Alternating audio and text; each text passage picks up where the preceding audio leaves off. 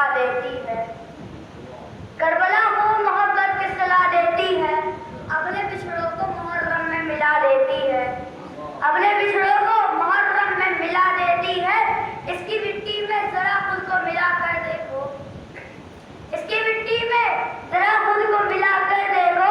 یہ غریبوں کو زمیندار بنا دیتی ہے. یہ غریبوں کو زمیندار بنا دیتی ہے. گھر سے جب اس کی زیارت کو سفر کرتے ہیں، گھر سے جب اس کی زیارت کو سفر کرتے ہیں، میری خدمت میں فرشتوں کو لگا دیتی ہے. میری خدمت میں فرشتوں کو لگا دیتی ہے. اس کی مٹی، اس کی گودی میں حسین ابن علی سوتے ہیں. اس کی گودی میں حسین ابن علی سوتے ہیں. 14 صدیوں سے مریضوں کو شفا دیتی ہے. 14 صدیوں سے مریضوں کو شفا دیتی ہے.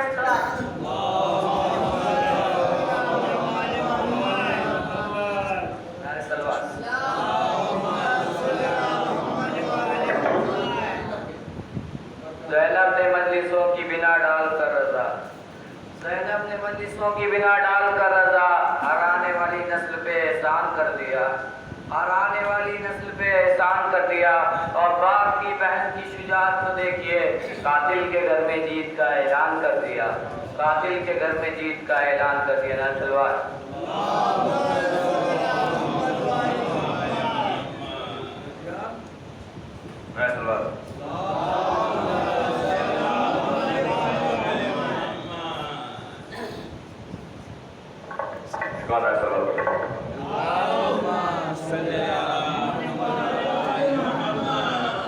ہم نے یہ کب کہا کہ ہماری ہے کربلا، ہم نے یہ کب کہا کہ ہماری ہے کربلا. ہر بات تم کہو تو تمہاری ہے کربلا، ہر بات تم کہو تو تمہاری ہے کربلا.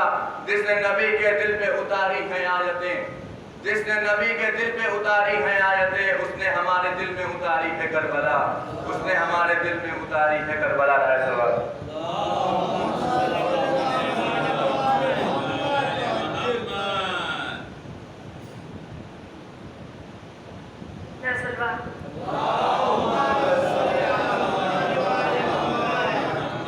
پتھر پہ علم دین کا گاڑا تھا علی نے، پتھر پہ علم دین کا گاڑا تھا علی نے. للکار کے مرغ کو بچھاڑا تھا علی نے، للکار کے مرغ کو بچھاڑا تھا علی نے.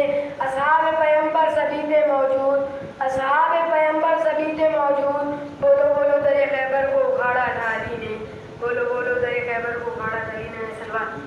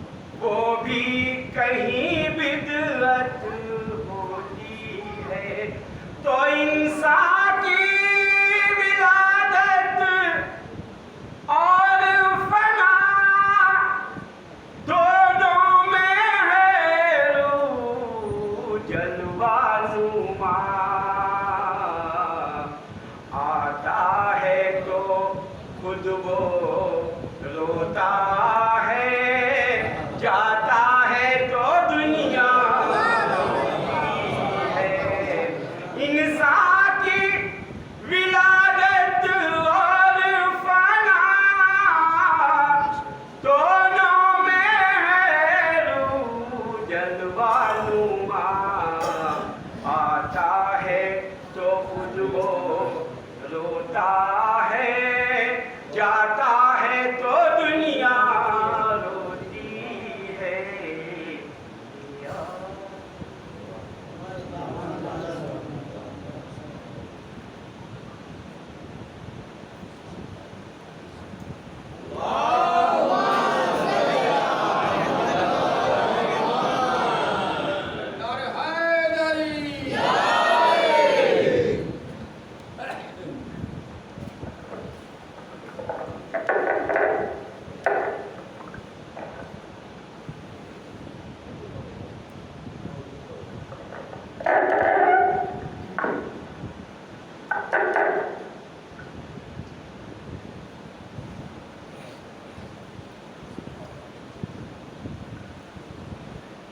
فاتحہ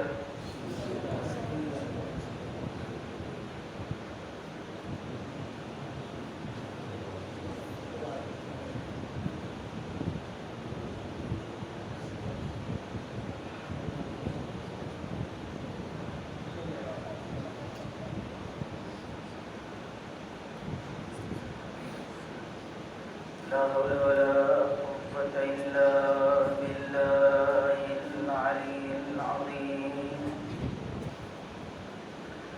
أعوذ بالله السميع العليم من الشيطان الرجيم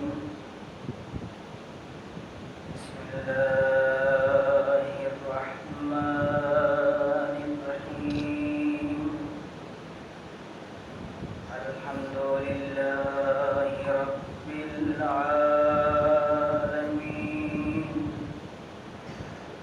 الصلاة والسلام والتحية والإكرام على النبي الأمي المكي المدني الهاشمي الأبقي سيدنا ونبينا وشفيع ذنوبنا وطبيب قلوبنا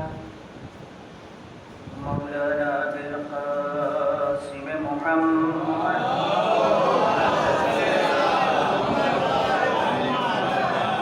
ثم الصلاة على أهل بيته الطيبين الأنجبين الهداة المهديين لا سيما بقية الله في الأراضين روحي له الفداء أما بعد فقد قال الله الحكيم وهو أصدق الصادقين وقوله الحق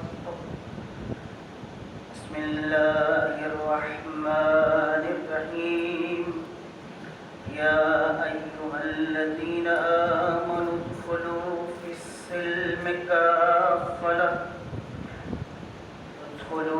السلم كافة ولا تتبعوا خطوات الشيطان إنه لكم عدو مبين صلوات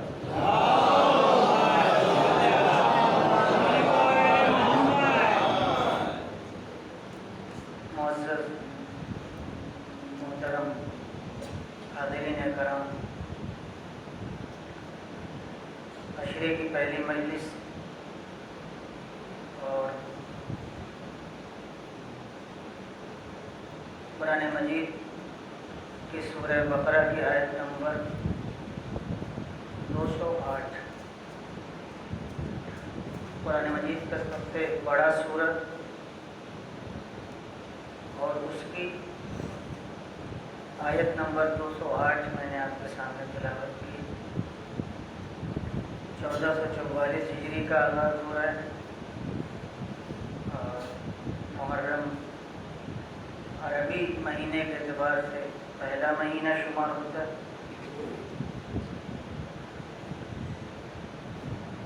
قرآن مجید کی اس آیت میں پروردگار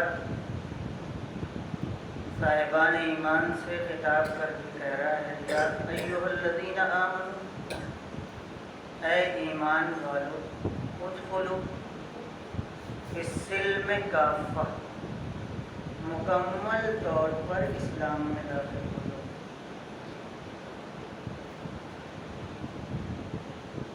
ولا تتبعوا خطوات الشیطان،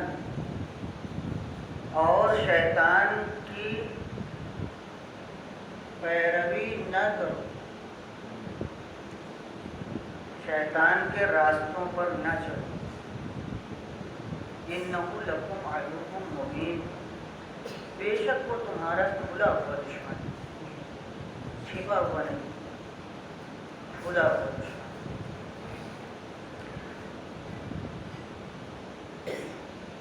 انشاءاللہ اس آیت کے ذیل میں اس عشرے میں جو گفتگو انشاءاللہ جاری رہے گی وہ ہے اسلام اور حضرت امام حسین۔ کیا تعلق ہے اسلام کا سید الشہداء سے، اور سید الشہداء کا کیا تعلق ہے اسلام سے؟ موجودہ دور میں اس موضوع کی بہت اہمیت ہے، اس لیے کہ خود مسلمان ہی کو نہیں پتہ ہے اسلام کیا ہے۔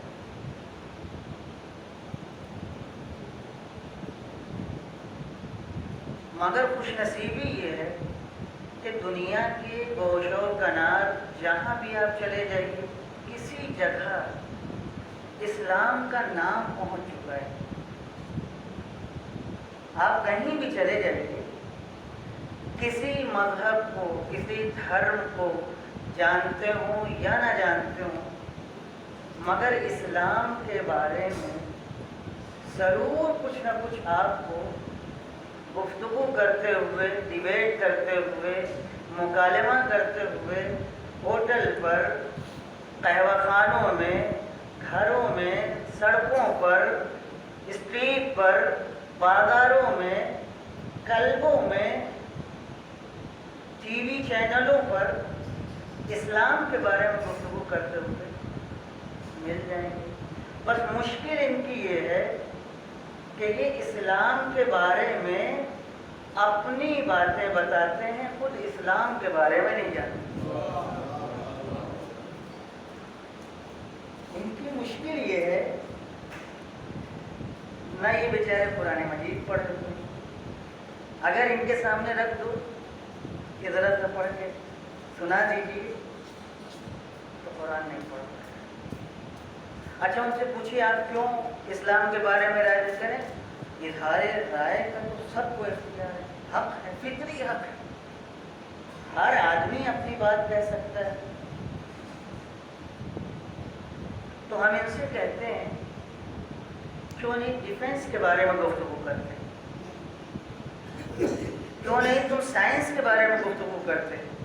تو وہ کچھ نہیں کہیں گے۔ کیوں نہیں کہیں گے؟ اس لیے کہ وہ ذرا مہنگا ہے، پڑھنا پڑے گا، اس کے بعد غور سے اسے سمجھنا پڑے گا، پھر اگر کچھ کہنا چاہیں گے تو 10 لوگ اور اس کے ایکسپرٹ،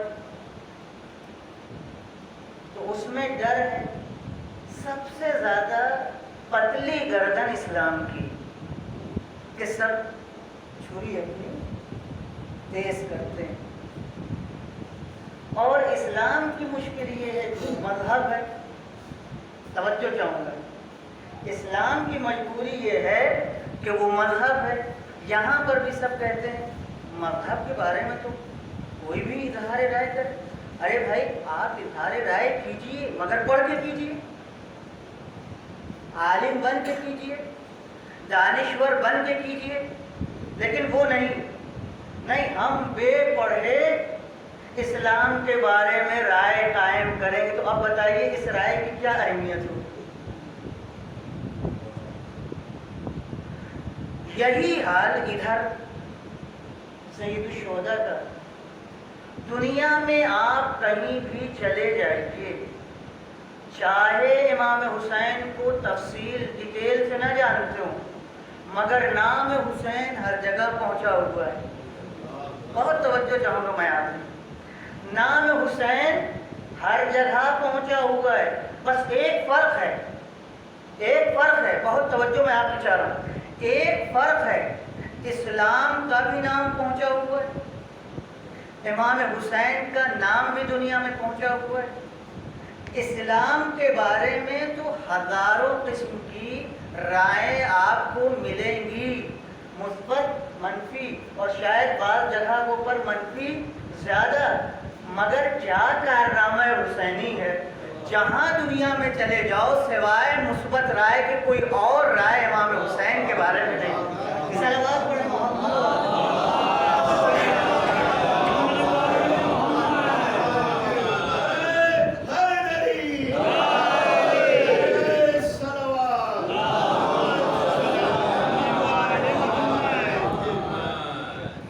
اور اب وہ زمانہ آ گیا ہے کہ آپ سے زیادہ امام حسین کے چاہنے والے، جو اسلام کو نہیں مانتے مگر امام حسین کو مانتے ہیں، اسلام کو قبول نہیں کرتے مگر سید الشہداء کو گلے سے لگائے ہوئے. حد ہو گئی کہ بحث ہوتی ہے کہ حسین جیسا کردار ہماری ہسٹری میں کیسے ایجاد کیا جائے. آپ توجہ کریں، اور یہ قدیم بحثوں میں سے، یعنی ایک ایسا کارنامہ ہے امام حسین کا کربلا میں، اس قدر اہمیت ہے، اس قدر آفاقی ہے، اس قدر پوری دنیا کی مسائل اور مشکلات اور سختیوں کو اپنے دامن میں سمیٹنے والا واقعہ ہے کہ مختلف دنیا کے تھیوریزین، نظریہ دینے والے، تفکر رکھنے والے اس سوچ میں پڑ گئے کہ یہ کردار اپنے مذہب میں کیسے لایا جائے. ایک امام حسین، دوسرا کیسے بنایا جائے. دوسری لفظوں میں ایک حسین، دوسرا کیسے بنایا جائے. تشریف لیں آگے.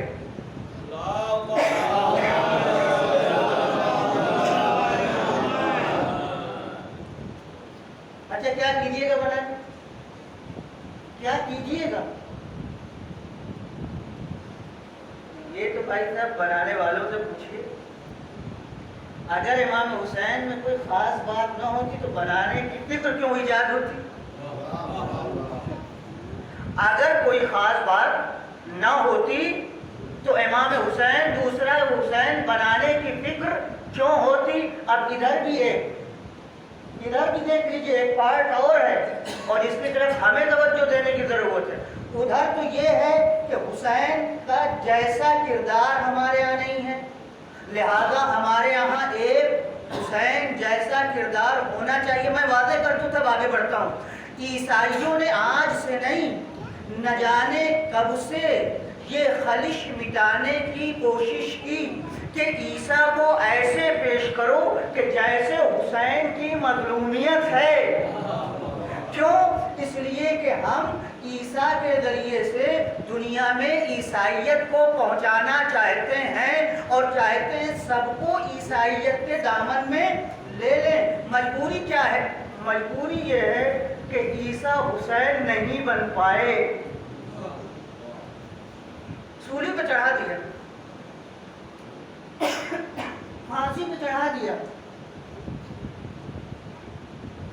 مگر ظاہر سی بات حضرت عیسیٰ امام حسین نہیں بن پائے. تو ایک طرف تو امام حسین بنانے کی کوشش. اب ادھر آئیے، محرم کا آغاز ہو گیا، سنیے. دوسری طرف یہ ہے امام حسین ہیں ان سے شخصیت امام حسین کو چھین لو، صرف آزاداری رہ جائے، نام امام حسین رہ جائے اور اندر سے سب خالی ہو جائے۔ اور توجہ چاہوں گا میں آپ کی۔ تو آج کے دور میں اسلام کو بھی پہچاننے کی ضرورت ہے، کیونکہ ساری دنیا میں اسلام کے اوپر ہی یلغار ہو رہا ہے، کسی مذہب کے اوپر کوئی یلغار نہیں ہے، کیسا بھی ہو، کیسی کیسی چیزیں۔ ارے آپ دیکھیں، آپ ہندوستان میں رہتے ہیں، ماشاء اللہ مذہب کا عجائب خانہ ہے ہمارا ہندوستان۔ آپ نکل جائیے تو بدن پہ کپڑا بھی نہیں ہے، تب بھی وہ ان کے لیے لیڈر ہیں، وہ سب چلے آ رہے ہیں بیچ میں، چاہے جیسے جس طریقے سے۔ اس کے اوپر کوئی ڈیبیٹ نہیں کرتا، اس کے اوپر کوئی ڈیبیٹ نہیں ہوتا۔ ان کو لنگوٹیا پہنا دو، ان کو دھوتی پہنا دو، اور ان کے مثلا ہاتھ میں گدا دے دو اور گندا پہنا دو، یہ کر دو وہ کر دو، اور یہاں بٹھا دو وہاں بٹھا دو، اس کے اوپر ڈیبیٹ نہیں ہوگا۔ پڑھی ہوئی ہیں کہاں کی بات کر رہی ہیں، اسلام کی کتاب کھولے ہوئے کچھا ایک کی بات کر رہی ہیں، بی اے ایم اے کی۔ ہم عجیب و غریب، آپ کون ہیں، کہاں سے آئی ہیں، کس کی باتیں کر رہی ہیں؟ اس کا مطلب اس میں ایک گہرائی ہے، وہ گہرائی یہ ہے کہ میں تو یہی سمجھا کہ اس دنیا میں آج بھی اسلام کے علاوہ مضبوط فطری اللہ والا کوئی اور دین اور مذہب ہے ہی نہیں، تبھی تو اتنی باتیں ہو رہی ہیں۔ تاکہ چہرہ اس کا بگاڑ دیا جائے، خود اس کے ماننے والے کنفیوژن کا شکار ہو جائیں، خود ہی نہ سمجھ سکیں کہ اسلام آئے گا۔ اب آئیے اس تمہید کے بعد اسلام چلا کہاں سے، کیا تعلق ہے امام حسین سے اسلام کا؟ اسلام چلا ہے مکے سے، اسلام چلا ہے پیغمبر، اسلام چلا ہے رسول خدا سے۔ رسول خدا کون ہے؟ جو اسلام لے کر کے آئے، اسلام کو انہوں نے پہچنوایا۔ اچھا کب پہچنوایا؟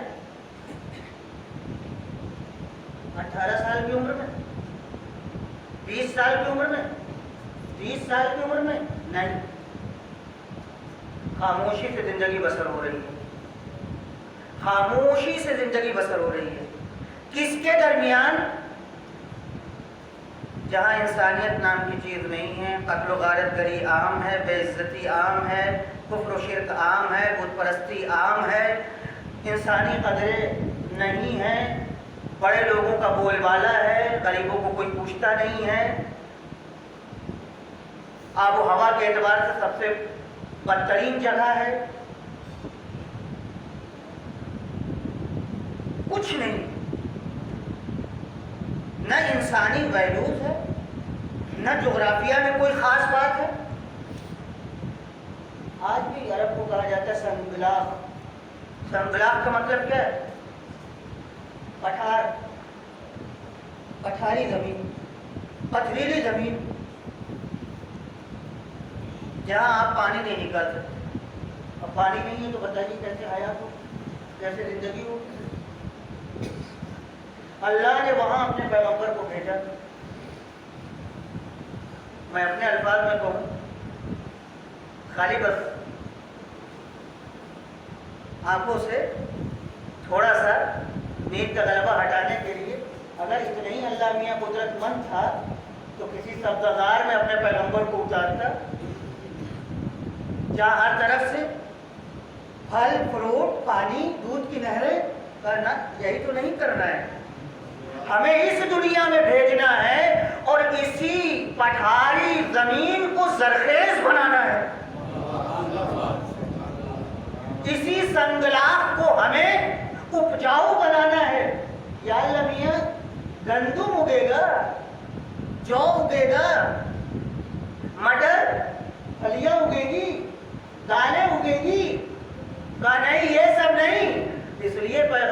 نہیں بھیجا جاتا، وہ تو تمہارا کام ہے، خود بخود تم کر لو گے۔ اپنے تجربے کی روشنی میں پیغمبر اس لیے بھیجا جاتا ہے تاکہ وہ آدمیوں کو انسان بنائے۔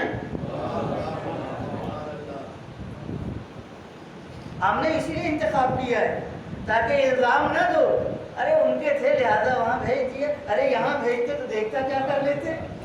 اب کہو نہ آدمی نہ آدمزاد، نہ پانی نہ کنواں نہ سبزہ زار نہ کچھ بھی نہیں، گالی، بدتمیزی، بد اخلاقی، مجنون، پاگل، دیوانہ، شاعر، سب کچھ پیغمبر برداشت کر رہے ہیں کوہ ہمالیہ کی طرح سے، اپنی جگہ سے کھسکتے نہیں، پر لبوں پہ مسکراہٹ ہے۔ کیا مسکراہٹ ہے؟ دل میں ایک ہی چیز ہے، پروردگارا تو انہیں معاف کر دے، یہ مجھے پہچانتے ہیں۔ یہ وہ نقطہ ہے پیغمبر کی زندگی میں جو آخر تک چلے گا کہ آدمی پیدائش سے لے کر کے پڑھ لکھ لے تب بھی آخر تک جاہل رہے گا، اور اسے چاہیے کہ اپنے علم کو بڑھاتا رہے چاہے جس سطح پر پہنچ جائے۔ اسی لیے پیغمبر نے کہا تھا یا علی، یا تو میں نے تجھے پہچانا یا تو نے مجھے پہچانا۔ تو الزام نہ دیجیے ان لوگوں کو اوپر، یہ بڑے لوگوں کی باتیں ہیں۔ تو جب علی کو نہیں پہچان سکے، رسول خدا کو نہیں پہچان سکے، تو دنیا امام حسین کو کیا پہچانے گی؟ پیغمبر کو بھیج دیا، پیغمبر تبلیغ نہیں کر سکتے، ابھی خاموش رہیے، دیکھیں۔ ہاں یہ سب آپ کا سنا ہوا ہے، میں تو بس آگے بڑھنے کی کوشش کر رہا ہوں نا، جیسے تیرتا اس کے بعد دھیرے آگے بڑھتا ہے اور بیچ میں پہنچ جاتا ہے۔ تو میں ابھی آپ کی معلومات سے تھوڑا سا، اچھا یہ نہیں ہوتا، میں تو کبھی کبھی سوچتا ہوں کہ 40 سال بہت عمر ہوتی ہے، کیونکہ اسلام میں بھی کہا گیا ہے کہ عمر کی قدر کرو، اور پیغمبر کا 40 سال کیا تم برباد ہو گیا؟ بہت توجہ چاہوں گا، واقعی بہت محتاطانہ قدم آدمی بڑھائے، بڑی مشکل ہے۔ ذرہ برابر پیغمبر کے بارے میں تو کفر کا فتویٰ آ جائے گا، اللہ کے بارے میں تو ادھر بھی نہیں، وقت نہیں برباد ہوا۔ یہی 40 سال کیریکٹر بنا، کردار بنا، جو ہزاروں لاکھوں صفحات اگر قیامت تک لکھے جاتے روز سیکنڈوں میں، تب بھی اس جگہ کو پر نہیں کر سکتے تھے۔ یہ قدرت کی نگاہ میں بہت اہم تھا۔ پیغمبر بولنے والے آتے رہیں گے، لکھنے والے آتے رہیں گے، ڈیبیٹ کرنے والے آتے رہیں گے، انا دکھانے والے آتے رہیں گے، ہم بننے والے آتے رہیں گے، مگر دنیا کا کام ان سے نہیں چلے گا جب تک کردار نہیں پیش کرو گے۔ پیغمبر آپ مأمور ہیں اس بات پر کہ جہاں زبان سے آپ اپنی فکر کو پھیلائیں وہیں عمل کر کے دکھا دیں تاکہ آدمیوں کے لیے آسان ہو جائے۔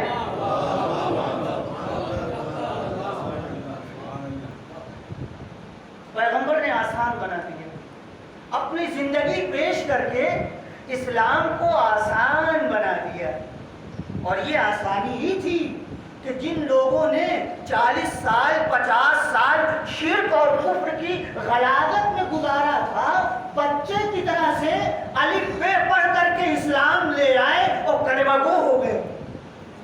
یہ پیغمبر کا کارنامہ ہے، ورنہ 50 سال کا بڈھا الف نہیں کہہ پاتا آخر تک، بڑی مشکل ہوتی ہے، سات کا مخرج اس کا صحیح نہیں ہو پاتا۔ مگر پیغمبر کا یہ کارنامہ ہے کہ پیغمبر نے اس طرح کردار اپنا پیش کیا کہ جو لوگ مشرک تھے، جو لوگ کافر تھے، جن کا اپنا بنایا ہوا مذہب بہت اہم تھا، دل سے لگائے ہوئے تھے۔ کیا آپ کو یاد نہیں تاریخ میں خلیفہ دوم سے پہلے ان کی بہن مسلمان ہو گئی تھی، ان کے داماد مسلمان ہو گئے تھے. عادتاً یہ ڈنڈا لے کے دوڑتے تھے. پتہ چلا ارے یہ کیا پڑھ رہی ہو؟ قرآن. سن تو لیا تھا کچھ، اس کی حلاوت، اس کی مٹھاس کانوں میں پہنچ چکی تھی. ذرا پھر سے پڑھوں. آئے تھے تنبیہ کر دیں، مگر قرآن نے انہیں اپنا جادو اس طرح سے پھیرا کہ کہنے لگا پھر سے پڑھ کے سناؤں. اب جو بہن نے پھر سے قرآن پڑھا تو پیغمبر کے پاس آئے، یا رسول اللہ میں تو آیا اس نیت سے تھا کہ آج بس قتل ہی کر دوں گا، مگر کیا کروں. یہ کارنامہ ہے قرآن مجید کا. آج تمیز کی مجلس سے بس ذرا سا میں چاہ رہا ہوں کہ بات آگے تک پہنچ جائے. اچھا یہ اسلام پیغمبر کے گھر میں ابھی گھٹنیوں کے بل چل رہا ہے. بھائی 40 سال بعد جب آپ اعلان کریں گے کہ میں اسلام لے کر کے آیا ہوں تو تاریخ کے اعتبار سے کئی سال آپ کے پاس بچتا ہے؟ ٹوٹل اسلام کے اعلان پر 13 ہی سال تو جہاں تک مجھے یاد آ رہا ہے. اگر میں بولا نہیں، اسلام کے اعلان کے بعد 13 سال اور کل ملا کر کے 53 سال مکے کی سرزمین پر آتا ہے، 10 سال مدینے میں. تو ابھی مکے کی بات ہو رہی ہے، ابھی مدینے ہم نہیں پہنچے، ابھی مکے کی بات ہو رہی ہے. 40 سال پر اعلان اسلام کہ میں نبی بنا کے بھیجا گیا. اب کارنامے اسلام آپ کی زبان سے اور قافلہ اسلام جب آپ کلمہ پڑھوائیں گے تو آگے بڑھے گا. اتنا دکھتا لوگ مسلمان ہوئے. 3 سال تک آپ نے چھپ چھپ کے تبلیغ کی. 3 سال کے بعد ہوا کہ آپ اپنے گھر والوں کو بلائیے. سب سے پہلے اپنے گھر والوں کو آگاہ کیجیے کہ آپ پیغمبر ہیں. یہی ہے نا تاریخ، یہی ہے اسلام کی. اب جب اپنے گھر والوں کو بلایا تو اس میں صرف اپنے ہی گھر والے تھے، کوئی اور نہیں تھا. ابھی علی علیہ السلام 13 برس کے ہیں، ٹوٹل 13 برس کے ہیں. کیونکہ جب پیغمبر 30 سال کے تھے تو علی کی ولادت ہوئی. 30 سال کے جب آپ تھے تو مولا کائنات کی ولادت ہوئی. ہم مولا کائنات سے کیا کریں؟ انتظام کرو. کون ہے مدعو، کون ہے دعوت میں، کون ہے گھر والے. تو میں یہ اس لیے مینشن کر رہا ہوں تاکہ یہ ہمارے جوان سمجھ جائیں کہ تاریخ اسلام کہاں سے شروع ہوئی ہے. ابھی اسلام کے بارے میں گفتگو نہیں کر رہا ہوں، تاریخ اسلام کے بارے میں گفتگو کر رہا ہوں کہ اسلام کا آغاز 40 سال کی عمر سے ہوا اعلان رسالت، اور 3 سال پیغمبر خاموشی سے ایک آدمی کو اپنا مذہب بتاتے رہے. اگر اس کے اندر صلاحیت تھی، مسلمان ہو گیا اور کہا تقیہ کرو. سمجھتے چاہوں گا پیغمبر نے کہا تقیہ کرو، ابھی ظاہر نہ کرنا، کسی کو نہ بتانا. کچھ لوگ مسلمان ہوئے. اب اللہ نے کہا کہ اب سب سے پہلے اگر اعلان کرنا ہے تو اپنے گھر والوں کو بلائیے. یاد رکھیے گا اگر کوئی کام اچھا ہے تو پہلے گھر میں تجربہ ہونا چاہیے، تب باہر تجربہ ہونا چاہیے. یہ اسلام کی فکر ہے، بنیادی فکر ہے. پیغمبر اپنے گھر والوں کو آیت اتری وانذر عشیرتک الاقربین. پیغمبر اپنے گھر والوں کو، اقربین کا مطلب نزدیکی ترین یعنی خونی رشتہ دار جسے ہم کہتے ہیں، ان کو بلائیے. اب اس میں کون کون ہے؟ سب سے پہلے تو آپ کے چچا سید بطحا جناب ابو طالب،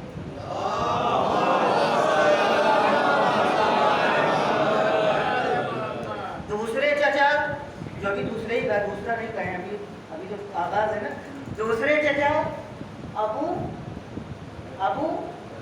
لہب. سگے چچا یہ سب پیغمبر کے سگے ہیں بھائی. یہ تو 2 بڑی شخصیت تھی. بقیہ جناب حمزہ جناب حمزہ بھی موجود, عباس, ان کا پورا سلسلہ چلا بعد میں, یہ سب اور بقیہ. پیغمبر کھڑے ہو گئے مجمع میں, کھانا وانا کھلایا, پہلے کھلا لیا, سالن تھا, بوٹیاں تھیں, ہاں گھی بھی تھا, سب کچھ تھا, کھلایا ولایا. اس کے بعد سے کہا علی ہٹا دو, دسترخوان بڑھا دو, بڑھا دیے. اب اٹھے, وہ مجمع کو بڑی حیرت, یہ کیا ہونے والا ہے, ان کو کیا ہو گیا ہے, یہ کیا کہنا چاہتے ہیں. خیر کسی کو پتہ نہیں تھا, ابھی تو سب بھرم میں تھے, ہاں کیا ہونے والا ہے. وہ کھڑے ہو گئے پیغمبر اور کہا کہ میں اللہ کی جانب سے پیغام لے کر کے آیا ہوں, اور اے میرے گھر والوں, میں نہیں جانتا کہ میرے علاوہ اپنے گھر والوں کے لیے کوئی ایسا تحفہ لے کر کے آیا ہو کہ جس میں دنیا اور آخرت دونوں کی بڑائی پائی جاتی. یہ الفاظ تاریخ کو جو پیغمبر نے پہلے کلمات جب اعلانیہ طور پر اسلام کو پیش کیا تو اپنے وہ نہ ان کلمات سے آشنا, نہ ان کی کتابت سے آشنا, نہ ان الفاظ سے آشنا, آگے بڑھی. پیغمبر نے غضب کر دیا. اگلا فقرہ, اور جو آج میری نصرت کا وعدہ کرے گا, جو آج میری مدد کا وعدہ کرے گا, وہی میرا جانشین ہوگا, وہی میرا خلیفہ ہوگا, وہی میرا وزیر ہوگا, وہی میرا بھائی ہوگا. لمبی چوڑی فہرست آپ نے سب بیان کر دی. اب تو سب اور یہ کیا کہہ رہے ہیں, یعنی ابو طالب ان کے بھائی ہو جائیں, عباس چچا ان کے بھائی ہو جائیں, ابو لہب ان کا مددگار ہو جائے, بھائی یہی سب تو ابھی ذہن میں آئے گا. غضب پہ غضب, علی کھڑے ہو گئے, 13 سال کے, یا رسول اللہ, میں یہ یا رسول اللہ بھی ہو گئے. نہیں آپ غور نہیں کر رہے, ابھی تک پیغمبر بول رہے تھے, کسی نے اقرار نہیں کیا تھا. توجہ چاہوں گا, کسی نے اقرار نہیں کیا تھا. مجمع بھی کون ہے, گھر والوں کا, تو اس کا مطلب اغیار نہیں ہے. توجہ چاہوں گا میں آپ کو, غیر نہیں ہے, گھر والے. بھائی غیر کیسے گھر میں آ جائے گا, اقربین میں کیسے ہو جائے گا, پوری رشتہ داروں میں کیسے ہو جائے گا. تو اس کا مطلب مکے والے نہیں ہیں, مکے میں گھر والے ہیں. اور پہلی آواز یا رسول اللہ میں, تو اس کا مطلب یہ ہوا کہ یا رسول اللہ کی آواز بڑی پرانی آواز ہے. یا رسول اللہ میں, مگر رسول خدا ڈیوائڈ کر رہے ہیں, جیسے سنا نہیں, ارے بچے ہیں, یوں بھی لوگ نظر انداز کرتے ہیں. تو یہاں سیاست ہے, مسئلہ ہے,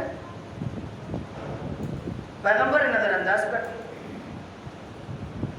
کوئی مجمع سے نہیں اٹھا, اور اس عالم دین کے, یہ تو آزاد ضمیر کا فیصلہ تھا, یہاں کوئی بھی اٹھ جاتا, اپنی رائے کا اظہار کرتا, وہی پیغمبر کا جانشین ہوتا, وہی وزیر ہوتا. اس لیے کہ پیغمبر نے کوئی کنڈیشن نہیں لگائی تھی کہ یہ صفت ہونا چاہیے, یہ علم ہونا چاہیے, یہ طہارت ہونا چاہیے, یہ تقویٰ ہونا چاہیے, ایج اتنی ہونا چاہیے, داڑھی چھوٹی ہو یا بڑی ہو. یہ سب تو کچھ نہیں کہا, کچھ بھی نہیں کہا. کوئی بھی اٹھتا تو پیغمبر کا جانشین ہوتا, مگر کچھ لوگ اپنے ماتھے پر لکھا کر کے آتے. پیغمبر نے بتا دیا. جب کوئی نہیں اٹھا, پھر پیغمبر نے انہیں الفاظ کو دوہرایا, پھر علی اٹھے. جب 3 بار یہ معاملہ ہو گیا, تب پیغمبر نے کہا یہی میرا وزیر ہے, یہی میرا جانشین ہے, یہی میرا بھائی ہے, یہی میرا مددگار ہے, یہی دین میں میرا معاون ہے. بات ختم ہو گئی. آج اسلام کا اعلان ہو گیا. اب گھر سے یہ بات پورے مکے میں نشر ہو گئی کہ محمد نے اپنی نبوت کا اعلان کیا ہے. اور ان کو دعویٰ ہے میں نبی ہوں، مجھے اللہ نے کتاب دے کر کے بھیجا ہے۔ پر جیسے ہی یہ مکے میں خبر عام ہوئی تو ولایت وغیرہ ابھی کچھ نہیں، وزارت ابھی کچھ نہیں، سب سے پہلے پیغمبر کے مقابلے میں آندھیاں چلنا شروع ہوئیں۔ کس کی جانب سے؟ جو ایک اللہ کو نہیں ماننا چاہتے تھے، جو ایک خدا پر بھروسہ نہیں رکھتے تھے، وہ پیغمبر کے مقابلے میں آ گئے۔ پہلے باتوں سے مخالفت اور اب پیغمبر اپنا دفاع کر رہے ہیں، ڈیفینس کر رہے ہیں۔ کوئی نہیں ہے کہ ان کو بچائے۔ ایک شخصیت ہے جو پیغمبر کے ساتھ ہر جگہ موجود ہے، اور وہ کوئی اور نہیں ہے، وہ آپ کے چچا ابو طالب ہر جگہ موجود، نہایت حسین انداز سے، نہایت خوبصورت انداز سے۔ اب ظاہر ہے بڑوں کو سمجھانا آسان نہیں تھا، اور ابو طالب کے اوپر ابھی الزام نہ آنے پائے کہ یہ اپنے بھتیجے کے طرفدار ہیں، ورنہ اگر یہ الزام آ گیا تو رسول خدا کی دعوت یہی ٹھپ ہو جائے گی، پھر آگے نہیں بڑھے گی۔ آپ کہیں گے کہ قدرت کا کمال، مشیت پروردگار، معجزہ تو دنیا میں اللہ معجزہ نہیں کرنا چاہتا، وہ چاہتا ہے انہی اسباب کے ذریعے تو دنیا میں ہیں، انہی اسباب کے ذریعے ہی سے اللہ کا کام ہو۔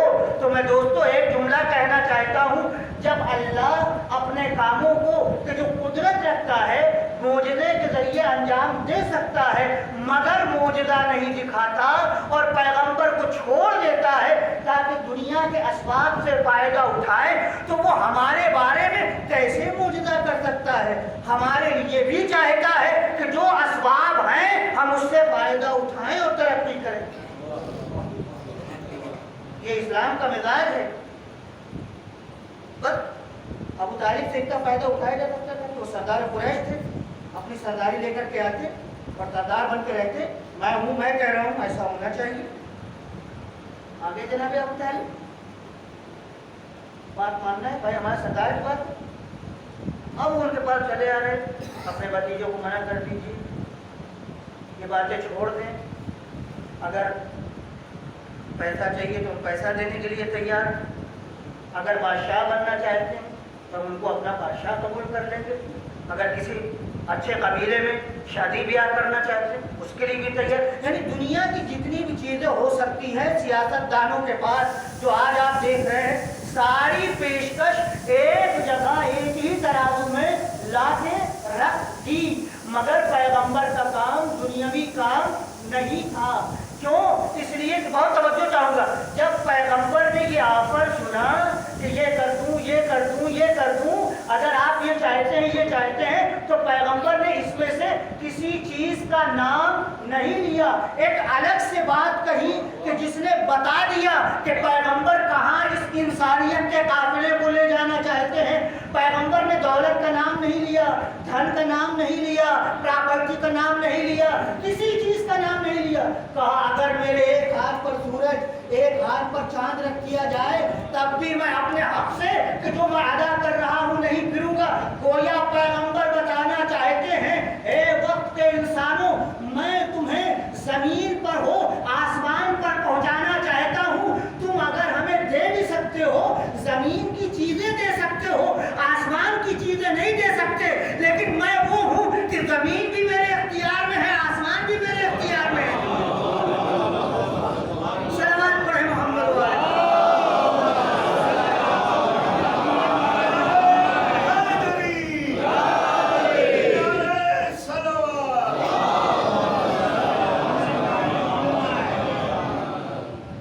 اب مخالفت شروع ہو گئی، پیغمبر کے مقابلے میں آ گئے۔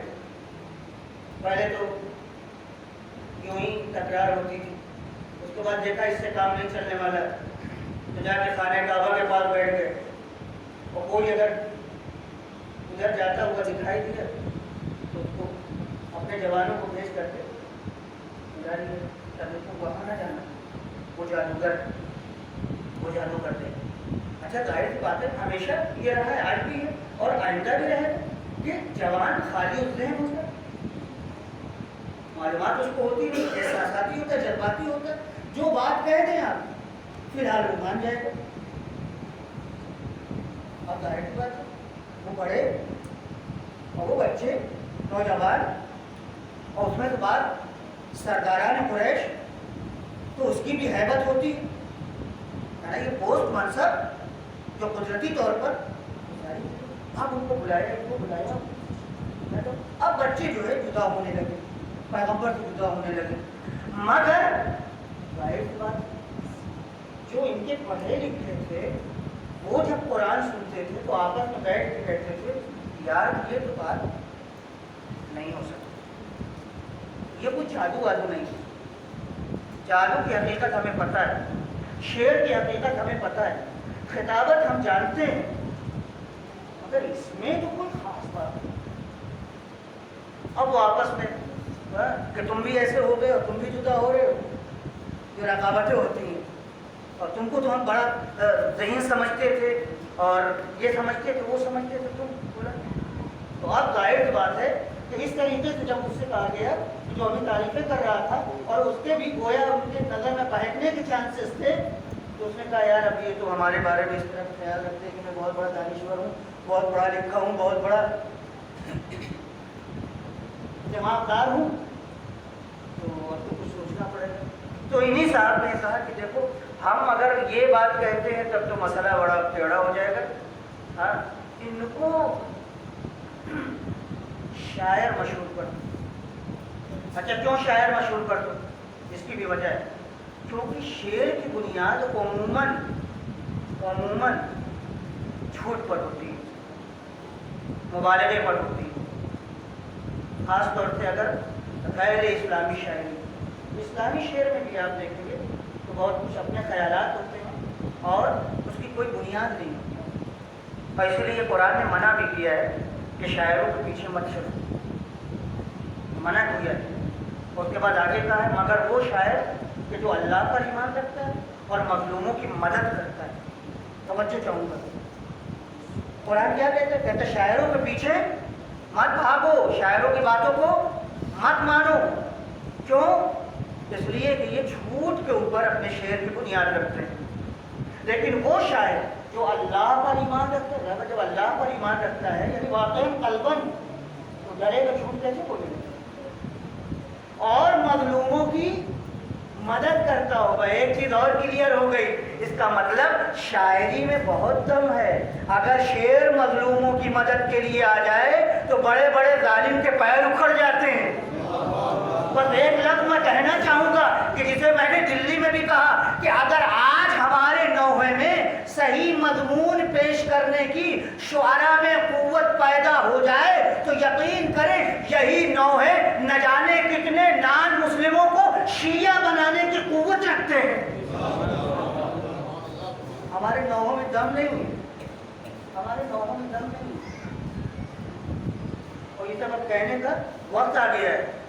ہم لوگ جو پڑھتے ہیں آپ بھی تھک چکے ہیں، ہم بھی تھک چکے ہیں، پوری قوم تھک چکی ہے، مگر لے کے اوپر چل رہی ہے،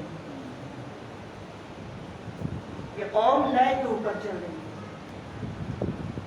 نہیں شعر بدلنا ہوں گے۔ اگر حسینیت کو پہچانوانا ہے تو اس میں مضمون دینا ہوگا، آپ کو کربلا کو پیش کرنا ہوگا، ایسے شعراء پیدا کرنا ہوں گے کہ وہ امام حسین کے مقصد کی ترجمانی کر سکیں۔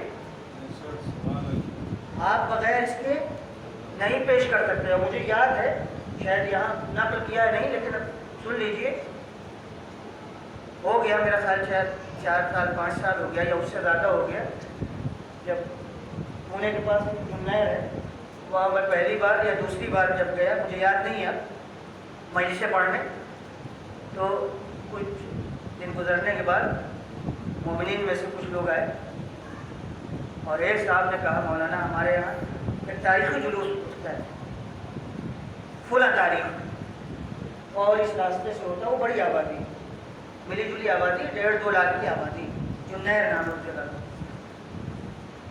कह रहे हमारे यहाँ तारीखी जुलूस उठता है, बहुत बड़ा जुलूस उठता है, हज़ारों की तादाद में लोग होते हैं, और फिर जाहिर बात है जब जुलूस उठता है तो सभी आ जाते हैं हर कौम को। चले इतने जुलूस ऐसे उठा हुआ था, एक हिंदू भाई बड़े बुजुर्ग अपने दरवाजे से निकल करके आए, और आने के बाद मदन जिनको पहचानते थे उनसे मिले। कह रहे श्रीमान जी, मेरी उम्र इस वक्त मसलन 60 साल से ऊपर की हो रही है, और मैं कम से कम आपका ये जुलूस 30 साल से 20 साल से 25 साल से, यानी जब से गालियों हुए शऊर बेदार हुआ 30-40 साल से देख रहा हूँ, मगर आज तक नहीं समझ सका कि आप लोग का मकसद क्या है, आप लोग चाहते क्या है, आप लोग ये जुलूस क्यों उठाते हैं। नहीं गौर किया आपने, नहीं तवज्जो किया आपने। ये आज़ादारी, ये मजलिस, ये मातम पैगाम पहुंचाने के लिए किसी आलिम, किसी खतीब, पढ़े लिखे की बात कर रहा हूँ, शीयत में कोई नहीं पैदा हुआ कि जिसने कहा हो आज़ादारी मकसद है। किसी ने नहीं कहा मजलिस मकसद है। जब दुनिया के पास मीडिया नहीं था, ज़राए इब्लाग नहीं था, कोई माइक नहीं था, कोई टेलीविज़न नहीं था, कोई इलेक्ट्रॉनिक मीडिया नहीं था, तो हमारे लोगों ने जरिया जो बनाया मकसद हुसैन को पहुंचाने का, वो भी आइम्मा से लिया कि मजलिस बर्पा करो, लोगों को बुलाओ, तज़किरे हुसैन करो और शहादत हुसैन को पेश करो। जब शहादत हुसैन पेश होगी तो सवाल पैदा होगा, क्या बात थी, क्यों शहीद हुए, क्यों करबला में मारे गए, क्या चाहते थे। यूं ही कोई अपने घर को नहीं कटा देता। तो जब बात आगे बढ़ेगी तो इस्लाम की बात आएगी, तो जो सही इस्लाम है उसका चेहरा लोग पहचानेंगे। हम तो भूल ही गए, हम तो भूल ही गए, सब कुछ भूल करके वह एक चीज है, और वो भी रस्म है भाई, रस्म निभा रहे हैं। जो मजलिसों का अंदाज है वो रस्म का अंदाज है। हमारे घर में होती आई है, पानी मजलिस का खुद पता नहीं होता, मजलिस हो जाती है, तो रस्म नहीं है तो क्या। हम आप ऐसे इंतजाम कीजिए कि हम भी बैठ सके, यानी बानी मजलिस भी मजलिस में बैठ करके मजलिस सुने, ताकि उसके दिल पर भी असर हो। उसने कहा मैं 30-40 साल से ये जुलूस देख रहा हूँ, आज तक हमको ये ना पता चला कि किस लिए आप, तो अब नौहा खानों की भी जिम्मेदारी बन जाती है। सब खुतबा पे न छोड़ दीजिए, सब मिंबर पर बैठने वालों को ऊपर न छोड़ दीजिए, नौहा पढ़ने वाले और नौहा कहने वालों की भी जिम्मेदारी बन जाती है कि ऐसा नौहा कहिए, ऐसा नौहा पढ़िए, ऐसी धुन बनाइए कि लोग खुद ही अट्रैक्ट हों और खुद पूछें उसके बाद ये आपने मिसरा कहा, ये शेर कहा, ये तो कुछ और बात कहती है, ये कौन है, क्या चाहते हैं, हमको जरा बताइए कि ये इस्लाम क्या है, ये हुसैनियत क्या है।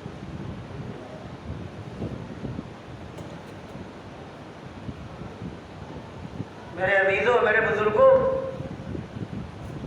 इस्लाम की तारीख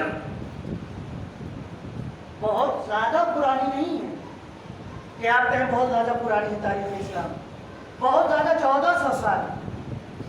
ईसाइयत उससे 5000 साल पहले या कुछ कमोबेश, यहूदियत उससे पहले। तो अगर आप तारीख देखना चाहें कि सबसे ज्यादा पुराना मजहब जो कौन सा है, तो आप यहूदी हो जाइए, तो सबसे पुराना है। और अगर जरा सा ताज़ा दम रहना चाहते तो ईसाई बन जाइए। बात इस्लाम की पुराने और नए होने पे नहीं है, हक के ऊपर होने की तवज्जो चाहूंगा। और इसी मेयार को यहूदियत में भी अल्लाह ने रखा, बुला दिया गया। इसी मेयार को ईसाई عیسائیت میں بھی رکھا، بھلا دیا گیا، لیکن ہمارے پیغمبر کا یہ کارنامہ ہے، بہت توجہ چاہوں گا کہ اس انداز سے اسلام کو شروع سے لے کر کے چلے کہ دشمن آج تک حیران ہے، ہر طرف سے اسلام میں داخل ہونے کی کوشش کامیاب بھی ہوئی، مگر مکمل کامیابی آج تک نہ ملی۔ آخری حربہ کربلا میں حسین کے بہت جلدی کہہ رہا ہوں، آخری حربہ کربلا میں حسین کے مقابلے میں تھا، مگر امام حسین نے مدینے سے لے کر کے مکے سے لے کے کوفے سے لے کے پورا راستے لے کے پورا کربلا اس طریقے سے حکمت عملی اپنائی کہ یزید وہیں دفن ہو گیا، حسین آج بھی برقرار۔ صلوات پڑھے محمد والے۔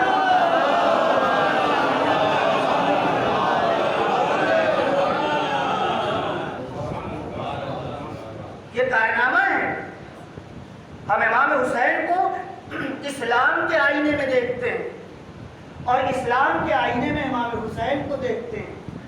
ہم امام حسین کو نہیں پیش کرتے، اصل میں اسلام کو پیش کرنا چاہتے ہیں، اور حسین کو چھوڑ کر کے اسلام کی صحیح تصویر پیش نہیں کی جا سکتی، بالکل ویسے ہی جیسے رسول خدا کو چھوڑ کر کے اسلام کو پیش نہیں کیا جا سکتا،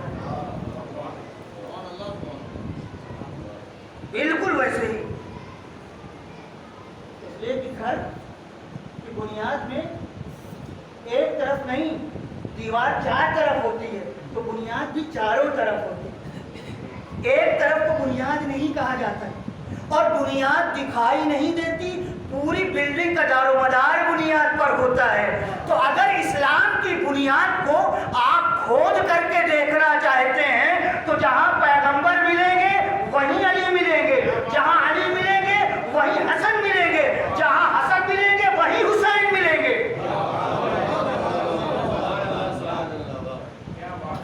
ہمارے یہاں صحابیت کا بہت رتبہ ہے، ہمارے یہاں صحابیت کی بہت منزلت ہے، مگر ہم صحابیت سے اسلام نہیں لیتے۔ کیوں نہیں لیتے سنیے، اس لیے نہیں لیتے، اس لیے کہ صحابی خود محتاج ہے کہ وہ اسلام کسی سے لے، تو ہم تو نہ چشمے سے پانی پیے تو نالی سے پانی پیے۔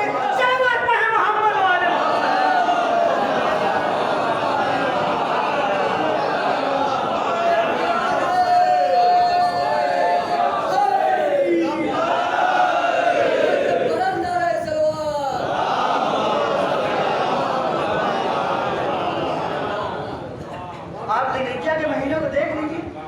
یہ ایک نقطہ میں چاہتا ہوں اس پہ توجہ کریں۔ محرم سے پہلے کون سا مہینہ ہے؟ ذی الحج کا مہینہ۔ محرم سے پہلے عربی مہینہ ذی الحج ہے۔ آپ ذرا ترتیب دیکھیے ذی الحج کی کیا ہے، میں خود بھی متوجہ نہیں ہوا تھا، اس سال متوجہ ہوا تھا۔ ذی الحج بہت توجہ چاہوں گا، حج کا مہینہ ہے۔ حج اسلام میں ایک یونیورسل عبادت ہے، یعنی تنہا مسلمان ایک خطے کا نہیں مخاطب ہے، ساری دنیا کا مسلمان بلایا جاتا ہے تاکہ اسلام کی نمائش ہو۔ میرے پاس وقت نہیں ہے کہ میں حج کی تفسیر کروں، میں صرف بتانا چاہتا ہوں کہ یہ جو گیدرنگ ہے یہ آل ورلڈ گیدرنگ ہے، سب کو بلایا گیا ہے۔ ایک رکن اس میں قربانی ہے، بہت توجہ چاہوں گا میں آپ کی۔ محرم سے پہلے کون سا مہینہ؟ ذی الحج۔ 10 ذی الحج کو کیا ہوتا ہے؟ قربانی۔ یہ قربانی کس کی یاد ہے؟ جناب ابراہیم و اسماعیل، یہی ہے نا؟ 10 ذی الحج گیا، 10 کو ہمیں کون ملا؟ ابراہیم اور اسماعیل ملے۔ بس میں اپنے الفاظ میں جلدی کہنا چاہتا ہوں، 10 ذی الحجہ کو کون ملا محرم سے پہلے؟ ابراہیم جیسا نبی، اسماعیل جیسا نبی۔ اس کی وضاحت دوستو یہ ہے کہ اسی ابراہیم کی صلب سے بعد میں ہمارا پیغمبر پیدا ہوگا۔ بہت توجہ چاہوں گا، اسی ابراہیم کی صلب سے بعد میں ہمارا نبی پیدا ہوگا جس سے اسلام پہچانا جائے گا۔ تو 10 ذی الحج کو ابراہیم ملے، اسماعیل ملے، इसहाक भी इब्राहिम के दूसरे बेटे हैं, वो भी नबी हैं, मगर हमारा पैगंबर उनकी नस्ल से नहीं है। इब्राहिम का बेटा इस्माइल, इस्माइल का सिलसिला चला तो हमारा नबी पैदा हुआ।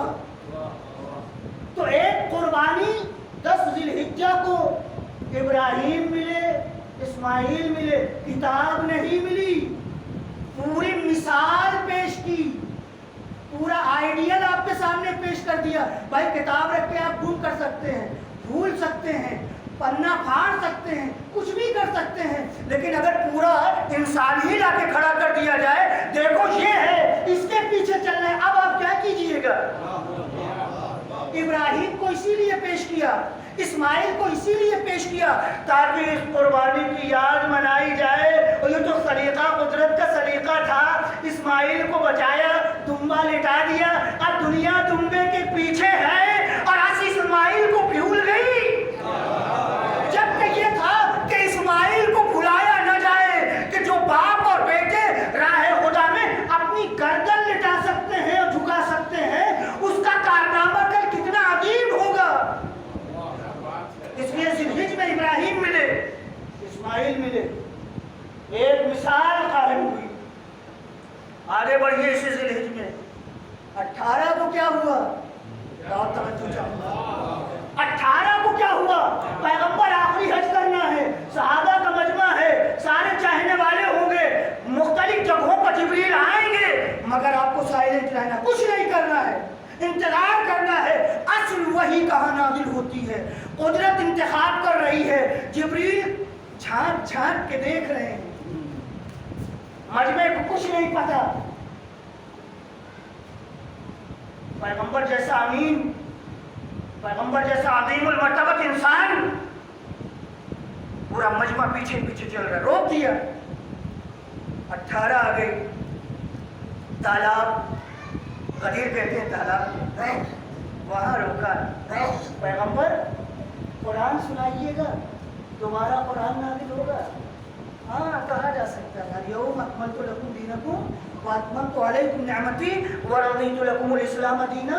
कह सकते हैं कि एक तरीके से पूरा कुरान इसी आयत में आज दोबारा मुकम्मल हो रहा है, मगर बात इससे कहीं ज्यादा आगे है। आज तन्हा कुरान, कुरान सामित, कुरान साकित, खामोश कुरान पेश नहीं होगा, बात इससे बढ़ के आगे जाएगी। पैगंबर को 10 जिलहिज्जा के बाद 18 जिलहिज्जा में तारीख को दोहराना है, इब्राहिम की नस्ल से एक और मिसाल कायम होना है। आज पैगंबर अली को लेकर के हाथों पर आए हैं ताकि दुनिया के सामने दूसरी मिसाल पेश कर दे, ताकि भुलाने वाले भुला न सके। 18 को मौला कायनात को पेश किया। ये इसको यही रखिए। 24 जिलहिज्जा फिर आई। 24 जिलहिज्जा को क्या हुआ? अभी मुहर्रम नहीं आया है। 24 जिलहिज्जा मुबाहिला। ये मुबाहिला क्या है? अब तुम्हें अल्फाज बदलता हूँ ताकि जहनों में बात रह जाए। अभी तक मुसलमान मुखातब था। 18 जिलहिज्जा को 1.25 लाख जो हाजियों का मजमा था वो मुसलमानों का, हाजियों का मजमा था। अब सिर्फ मुसलमानों से काम चलने वाला नहीं है, इस्लाम तो सबके लिए आया था, लिहाजा अब ईसाई मुकाबले पे आएगा, जिसका मजहब सारी दुनिया में इस्लाम से पहले सबसे बड़ा होगा। आज भी कैथोलिक और ऑर्थोडॉक्स सबसे ज्यादा इस दुनिया में पाए जाते हैं। तो अब इस्लाम वालों से नहीं बल्कि दूसरे मजहब वालों से मुकाबला तो एक नहीं पेश होगा, 5 पेश होंगे, ताकि पूरा घराना मुतारफ हो जाए कि कल अगर तुम रास्ता गुम करो तो इसी दरवाजे पे पलट के आ जाओ। यहीं से अली मिलेंगे, यहीं से फातिमा मिलेगी, यहीं से हसन मिलेंगे, यहीं से हुसैन मिलेंगे। सलावत पढ़े मोहम्मद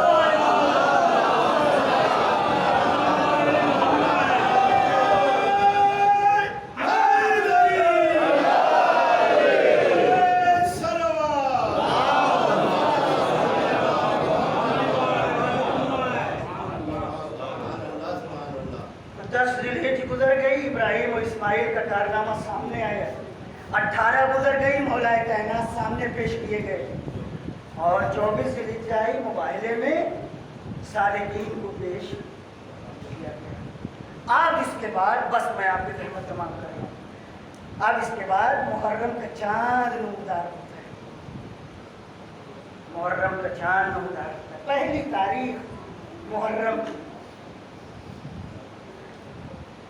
अब इब्राहिम को याद किया जाएगा। अब इस्माइल और इब्राहिम की कुर्बानी को याद किया जाएगा और जो हक है उसी अंदाज से याद किया जाएगा, क्योंकि इसी कुर्बानी में गदीर पोशीदा है, गदीर में मुबाहिला पोशीदा है और कुर्बानी इब्राहिम और इस्माइल गदीर और मुबाहिले में आशूरा पोशीदा है। ये तरतीब ना भूलिए। मुहर्रम से पहले जिलहिज। लिहाजा अब मैं आपके सामने जिक्र करना चाहता हूँ आगा जवाद मलिकी तबरेज़ी, मशहूर अपने वक्त के मोहल्ले में अखलाक। उनकी एक किताब है अल-मुराक़िबात, मानी हुई दुनिया शियत की किताब है अल-मुराक़िबात। उसके शुरू ही में आप आदाब अज़ादारी लिखते हैं। तवज्जो चाहूँगा, देखिए उलमा ने कितना काम किया है। हम समझते हैं कि खाली रस्म नहीं है मेरे बुजुर्गों, मेरे अजीजों, मुहर्रम रस्म नहीं है, ज़हन से निकाल दीजिए। आप यकीन करें, हमारा आलिम अपने एक एक मिनट का हिसाब करता है। यही नहीं कि कोई कलम कागज़ उठाए वही लिख के चला जाए कि कल आप पढ़ लीजिएगा, हम भी लिखना जानते थे। ये नहीं है। ये लोग उन उरफा में से हैं कि एक चीज़ का हिसाब करते हैं। और मुराक़िबात के माना ही ये है कि अपनी ज़िंदगी का हिसाब व किताब रखो। किताब का नाम ही अल-मुराक़िबात। ये इरफानी इस्तिलाह है, मुराक़िबा, मुहासिबा, न जाने कितनी चीज़ें आप उसमें लिखते हैं। आदाब अज़ादारी। सुनिएगा, बहुत तवज्जो चाहूँगा। आज पहली मुहर्रम है, हम चाहते हैं कि सर्वे ही से ये बात आम हो, हमको भी सवाब मिले, हम भी हुसैनी मिशन में शरीक हों। दोस्तों, अब हमारी नीयत होना चाहिए, बाकायदा नीयत होना चाहिए कि हम मजलिस हुसैन में अल्लाह के लिए शिरकत कर रहे हैं। ये नीयत होना चाहिए। नंबर 1, आगा जवाद मलिकी तबरेज़ी लिखते हैं, नंबर 1, जैसे ही मुहर्रम का चांद नमूदार हो, कोशिश करो कि तुम्हारा चेहरा, तुम्हारा लिबास, तुम्हारा रहन सहन पहले से कुछ बदल जाए। आदाब अज़ादारी में से जैसे ही चांद देखो पता चल जाए कि गम का महीना आ गया। फिर आगे कहते हैं, मजलिस का इन्इकाद करो। तवज्जो चाहूँगा, इसमें रत्ती बराबर आगा जवाब ये नहीं कहते मलिकी तबरेज़ी मरहूम के मदन बहुत ज़्यादा नहीं, मजलिस होना चाहिए। चांद दिखा, मुहर्रम का आगाज़ हुआ, 1 से लेकर 10 की बड़ी अहमियत है। कहते 1 से 10 तक मजलिस का इन्इकाद, और कहते अपने घर में मजलिस का इन्इकाद।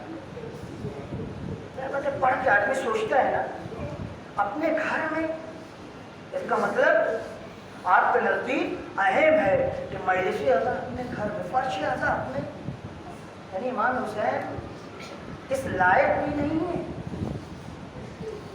इतनी अजीम शख्सियत इमाम बाड़े में तो होगी, अपने अपने घरों में मजलिस। आगे सुनिए, बहुत तवज्जो चाहूँगा, हमारी फिक्र की इस्लाह किस तरह से की। और कहते हैं कि और अगर अपने घर में ना कर सको तो अपने दोस्त अहबाब के घर में मजलिस रखो। कोशिश करो, तवज्जो चाहूँगा इस लफ्ज़ पे, कोशिश करो कि बानिए मजलिस का पता न लगा सके। अल्लाह, कोशिश करो कि लोग ये न समझ सकें कि मजलिस किसने रखी, हिस्सा किसने बांटा, खर्च किसने किया, ताकि दिखावा ना होने पाए। क्यों? इसलिए कि जिसने अपना कुनबा पेश किया उसने अल्लाह के लिए, तो ये सिफत तुम्हारे अंदर भी पैदा हो जाए। खुदा यकीन करे, मुझ जैसे तालिब इल्म को छिजोड़ कर रख दिया। हर आदमी अपनी जगह नियत कर सकता है, آپ یقین کریں بہت ممکن ہے ہم ایک گلاس پانی کا نیت کر کے کوئی نہ دیکھے کسی عزادار کو پلا دے. یقین کریں ہم نے مشن میں امام حسین کی شرکت کی. ہمارے نہیں حیثیت 10 روپیہ ہے, ہم نے تبرک میں ملا دیا خاموشی سے. 100 روپیہ ہے ملا دیا. نہیں ہم کچھ کر سکتے پیسہ, لیکن قوت بھی ہے. فرش تو ہم بچھا سکتے ہیں, جھاڑو تو ہم لگا سکتے ہیں, تبرک تو ہم لے کے بانٹ سکتے ہیں. میرے عزیزوں, میرے بزرگوں, بہت عجیب باتیں. کوشش کرو اپنے گھر میں مجلس کا انعقاد کرو. گھر میں نہیں کر سکتے تو اپنے دوست احباب, اور کوشش کرو کسی صورت سے بانی مجلس کو لوگ پہچان نہ سکیں. بھائی یہی تو آپ لوگ کہتے ہیں, یہی تو ہم سنتے آئے ہیں کہ جب مجلس حسین برپا ہوتی ہیں تو سید الشہداء کی والدہ دکان لے کر کے آ جاتی ہیں اور کہتی ہیں عزادارو میں تمہارا استقبال کرنے کے لیے آ گئی ہوں.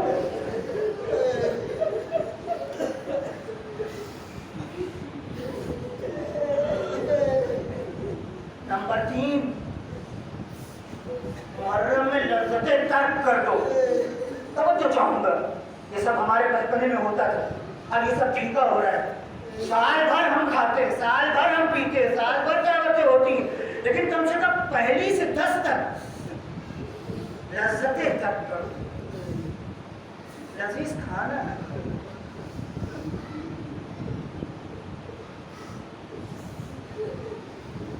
سونا کم کر دو. جیسے ہم خود کہتے ہیں باتیں کم کر دو. محرم کے بعد لیکن کم سے کم پہلی سے 10 تک. کیوں؟ تاکہ امام سے نزدیک ہو سکے. آپ توجہ کر رہے ہیں بھائی, جو 3 دن کا بھوکا پیاسا اپنے بچے کو اپنے سامنے تڑپتا ہوا دیکھا اور اس کے لیے ایک قطرہ پانی مہیا نہیں کر سکتا, اس کے دل کے اوپر کیا گزر ہے. اگر جواد ملکی کا بیٹی کہتے ہیں کہ لذتیں ترک کر دو تاکہ اپنے امام سے قربت پیدا کر سکو. پھر کہتے ہیں میرا بیٹا ہے, اس وقت نہیں کہتے ہیں میرا بیٹا ہے ابھی نوجوان ہے, چھوٹا ہے, میں نے اسے دیکھا کہ پہلی محرم سے 10 محرم تک سوکھی روٹی کے علاوہ کچھ استعمال نہیں کرتا. جبکہ نہ ہم نے اس سے کہا, نہ اس کی ماں نے کچھ کہا, نہ گھر والوں نے. میں نے اندازہ لگایا تو اس کے دل میں امام حسین کی سچی محبت آ چکی. اللہ اکبر. آپ بزرگوں آج بھی ہے دیہاتوں میں نے خود اپنی آنکھوں سے دیکھا کہ جب تعدیہ دور پہ آ جاتے تھے تو لوگ اپنی چارپائیاں الٹی کر دیتے تھے. لوگ لیٹتے نہیں تھے. یہ احترام تھا, یہ بیجا احترام نہیں تھا. یہ احترام باقی رہنا چاہیے. یہ احترام آج بھی باقی رہنا چاہیے. پھر فرماتے ہیں کہ عزا کے لیے ایک لباس مخصوص کر دو. کہا جائے یہ عزاداری کا لباس, کوئی بھی ایک لباس عزا کے لیے مخصوص کر دو تاکہ کہا جائے کہ یہ عزاداری کا لباس ہے. اور جب بھی مجلس میں جاؤ, جب بھی سینہ زنی کرو تو وہ لباس پہن کے جاؤ. گویا وہ کہنا چاہتے ہیں کہ لباس بھی عزاداری کی شناخت کا ذریعہ ہونا چاہیے.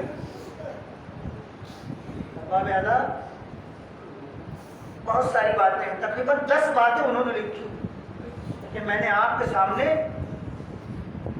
2-3 پیش کی. بس اگر خلوص نیت ہو پڑھنے والے میں, سننے والے میں, بانی مجلس میں, آپ یقین کریں مقصد مجلس ادا ہو گئے. ارباب ادا, چاند رات, پہلی محرم اہل بیت کے لیے بربادی کی رات ہے, بربادی کا دن ہے.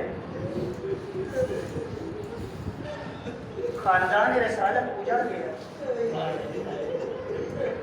زہرا کا گھر تاراج ہو گیا.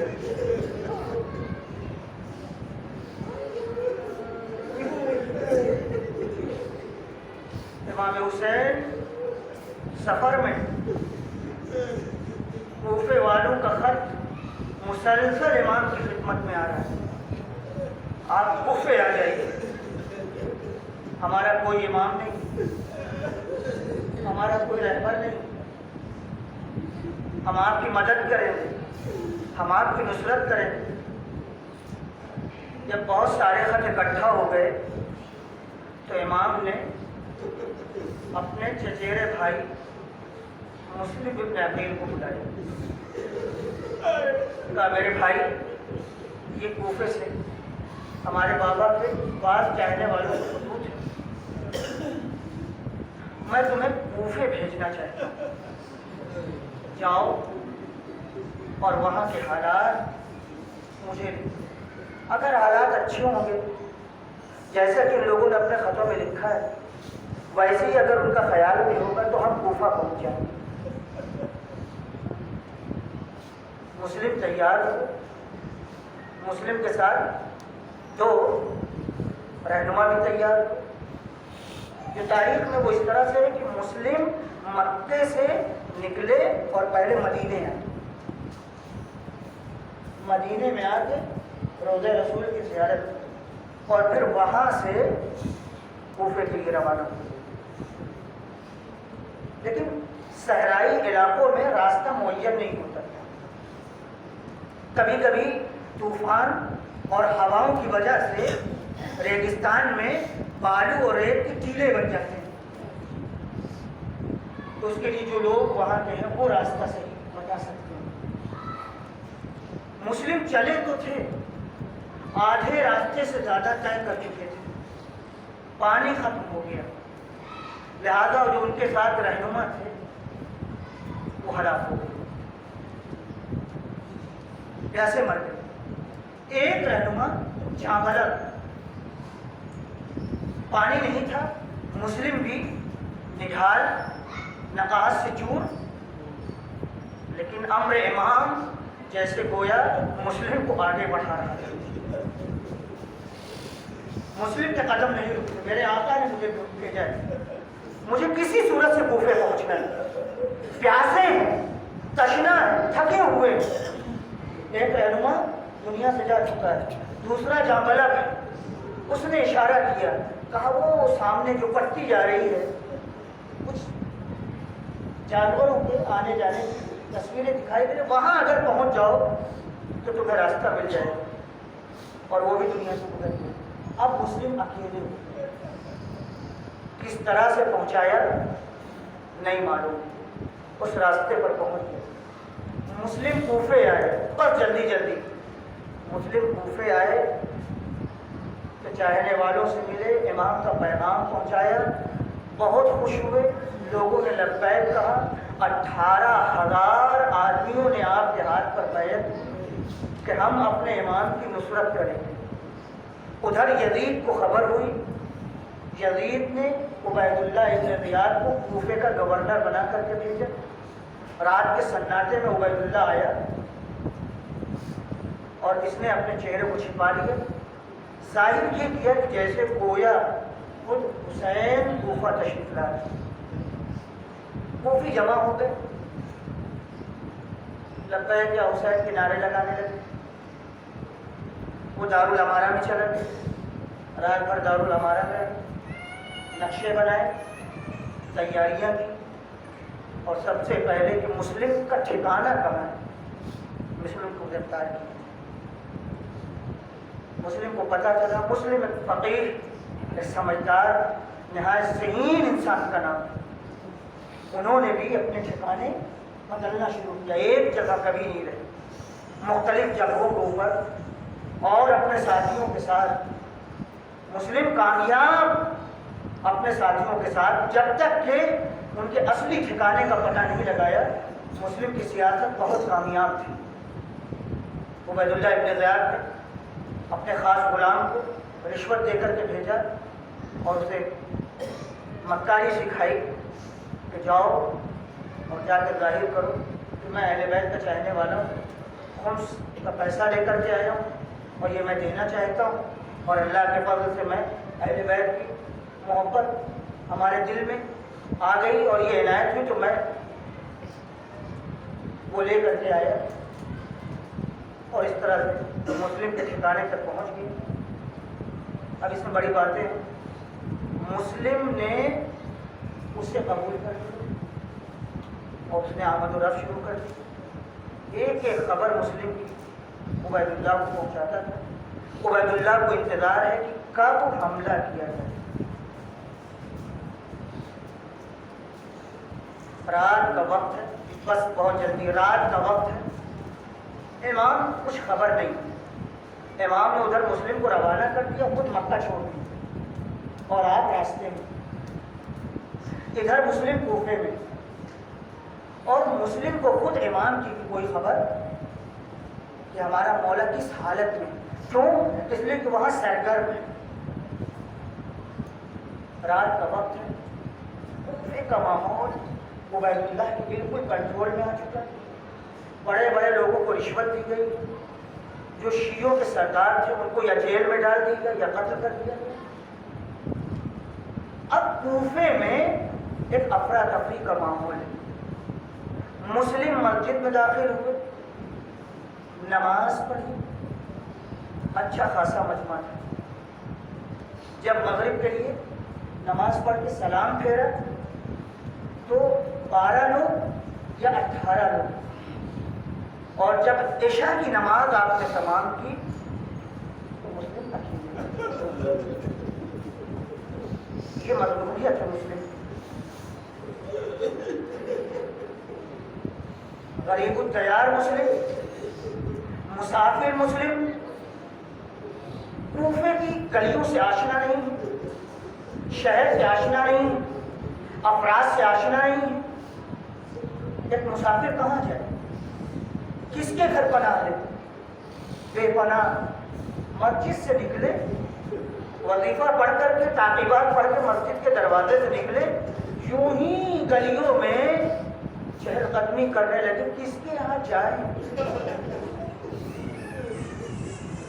چلتے چلتے تھک گئے، پیاس کا غلبہ ہوا، ایک دروازے پہ سر جھکا کے بیٹھ گئے، اتنے میں دروازہ کھلا، ایک بوڑھی عورت نکلی، اس نے دیکھا کہ دروازے پہ کوئی بیٹھا ہوا ہے، دروازہ بند کر لیا، اندر چلی گئی، پھر دروازہ کھولا، باہر آئی، چھان کے دیکھا پھر وہ آدمی بیٹھا ہوا، تو سوال کیا، اے شیخ کوفے کا ماحول خراب ہے، تو اپنے گھر کیوں نہیں جاتا؟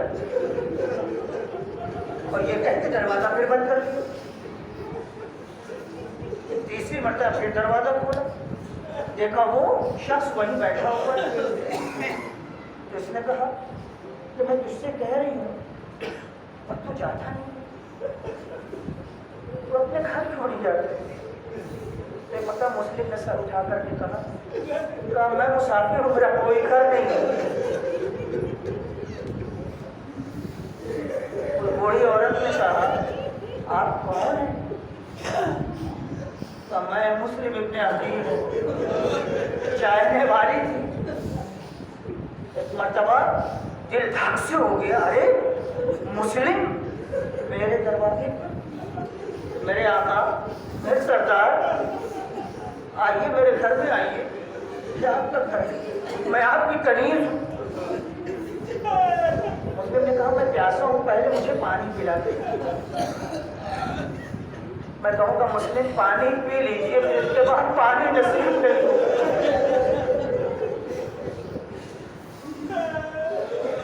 مسلم نے پانی تو پی لیا، گھر کے اندر چلے گئے، مگر مسلم کو نیند نہیں آتی۔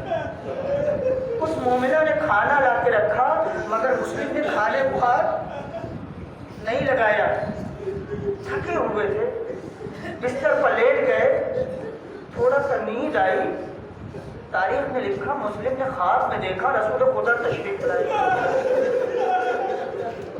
مسلم سمجھ گئے میری زندگی کا آخری وقت، مرتبہ اٹھے، اٹھ کر کے بیٹھ گئے، پھر مصلی پہ آ گئے، نماز پڑھ، بستر پہ گئے، نہیں سو سکے، پھر مصلی پہ آئے، اس طرح سے رات گزار دی، سحر کی اذان ہونے لگی، मुस्लिम ने एक मरतबा तलवार हिमायत की, फौजी लिबास पहना, वो मोमिना आई, कहा मेरे सईदो सरदार क्या बात है? मुस्लिम ने कहा आवाज नहीं सुनती, मुझे गिरफ्तार करने के लिए सिपाही आ रहे। जैसे मोमिना ने सुना, देखा घोड़ों की टापों की आवाज, और थोड़ी ही देर में इस मोमिना के घर को घेर दिया। तकरीबन 500 सवार एक अकेले मुस्लिम को गिरफ्तार करने के लिए। मुस्लिम बाहर निकलना चाहते, मगर मोमिना ने दरवाजा रोक लिया, कहा आका आप घर से बाहर न निकलिए। मुस्लिम ने कहा नहीं, ये नहीं हो सकता कि मेरे होते हुए तुम्हारे ऊपर कोई आँच आ जाए। मुस्लिम घर से बाहर आ गए, तलवार चलाना शुरू की। अजीब व गरीब किस्से लिखे हुए हैं। अकेले मुस्लिम लड़ते जाते हैं और कूफे की फौज पीछे हटती जाती है, मुकाबला नहीं कर पाती, मगर मुस्लिम अब जख्म पे जख्म खा रहे हैं, तलवार पे तलवार लग रही है, मगर हमला करते जा रहे हैं, आगे बढ़ते जा रहे हैं। एक मरतबा मोहम्मद इब्न अशस ने उबैदुल्लाह को फिर एक पैगाम भेजा कि और फौज भेज दे, इसलिए कि हम तनहा इन फौज के साथ मुस्लिम को गिरफ्तार नहीं कर सकते। उबैदुल्लाह नाराज हो गया और उसने कहला भेजा कि एक आदमी की गिरफ्तारी के लिए तुझे इतनी फौज दरकार है, तू निकम्मा है, तू गिरफ्तार नहीं कर सकता। मोहम्मद इब्न अशरफ ने कहा उबैदुल्लाह तुझको पता नहीं, ये बनी हाशिम की तलवारों में से एक तलवार है। जब तक फौज नहीं आएगी हम मुस्लिम को गिरफ्तार नहीं कर सकते। अरबाब आज़ाद, मुस्लिम को गिरफ्तार नहीं किया गया, मुस्लिम को गिरफ्तार नहीं किया गया। एक गड्ढा खोदा गया और उसे ढाका गया और मुस्लिम को लड़ते लड़ते उस गड्ढे तक लाया गया। मुस्लिम को क्या पता कि आगे हमारे लिए क्या इन लोगों ने नक्शे बनाए हैं। एक मर्तबा मुस्लिम घोड़े समेत उस गड्ढे के अंदर गिर पड़े, चारों तरफ से फौज आ गई, मुस्लिम को गिरफ्तार कर लिया गया। बस मैंने सहमत तमाम कर ली, मुस्लिम की हाथों को बांध दिया गया, दारुल अमारा की तरफ खींचते हुए ले करके आए और इस सर जख्मों से चूर है, दांत जख्मों से चूर है, होंठ कट चुके हैं, खून जारी है और प्यास का गलबा है, प्यास की शिद्दत है।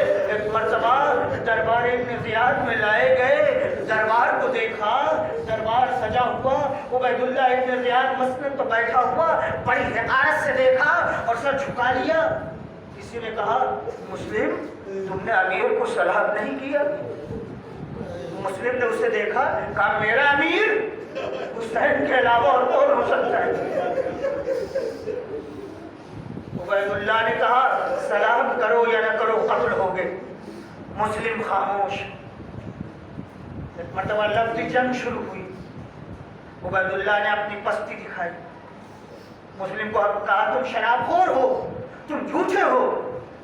मुस्लिम ने कहा कहने वाला खुद अपनी जिंदगी के सफात को भूल गया है, न कभी हमने झूठ कहा, न कभी हमने शराब को अपने ज़बान और अपने होठों को लगाया, तो झूठा है। तूने मुसलमानों का खून बहाया, तूने मुसलमानों को कैदखानों में डाला, तूने मुसलमानों के घर को गिराया और आज मस्जिद में बैठा हुआ अल्लाह का नाम लेता है और अल्लाह के नाम से मुसलमानों का खून बहाता है। उबैदुल्लाह को जला लाया, तो मुस्लिम को दारुल अमारा की छत पर ले जाओ और इसे कत्ल कर दो।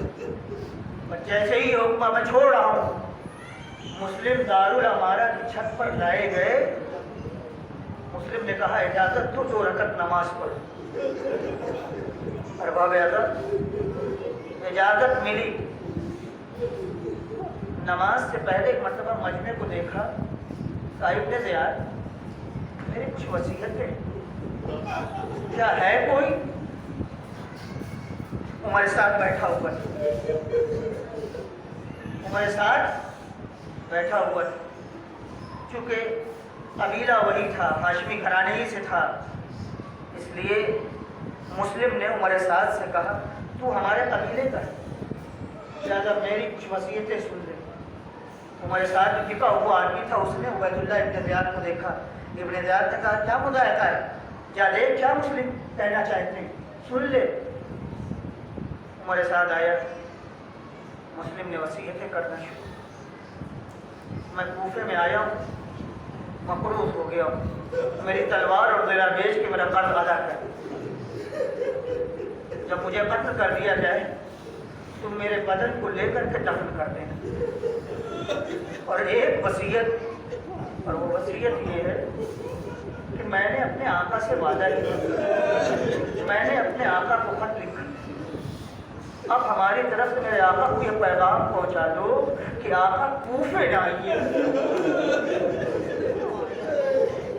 ए उमर साद, मेरे आका हुसैन को यह पैगाम पहुंचा दे कि आका अब कूफे ना आइएगा, कूफे के लोग बहुत बेवफा हैं।